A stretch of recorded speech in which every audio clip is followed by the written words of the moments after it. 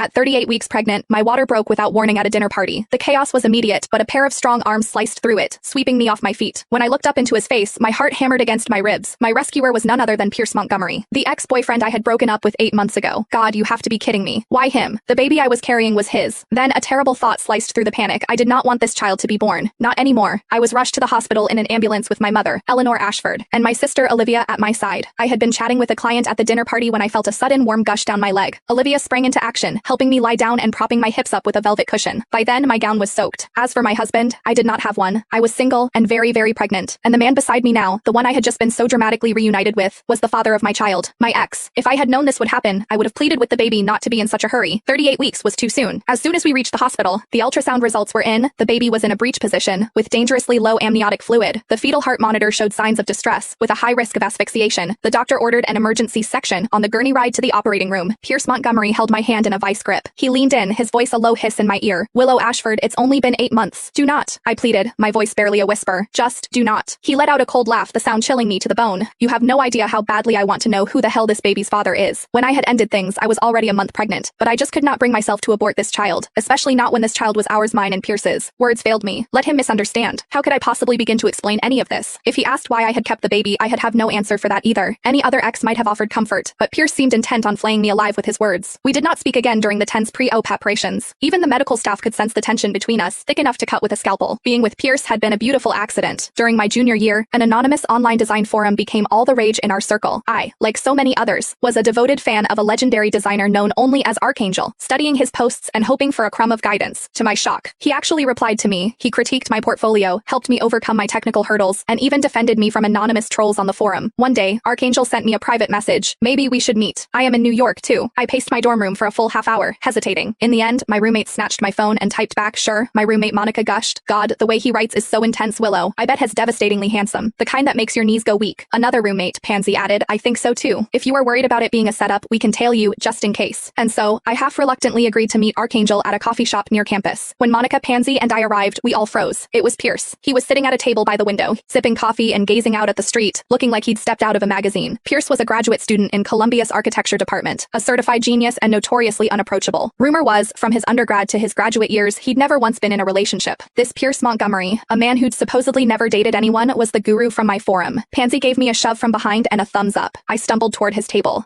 Pierce, are you Archangel? I am. Are you Willow? Yes, the legendary, untouchable campus heartthrob was sitting right across from me. We talked about design, about our classes. I felt like I was in a job interview, my back ramrod straight, my ankles crossed, barely daring to breathe. It was a great conversation. As I got up to leave, Pierce suddenly called my name.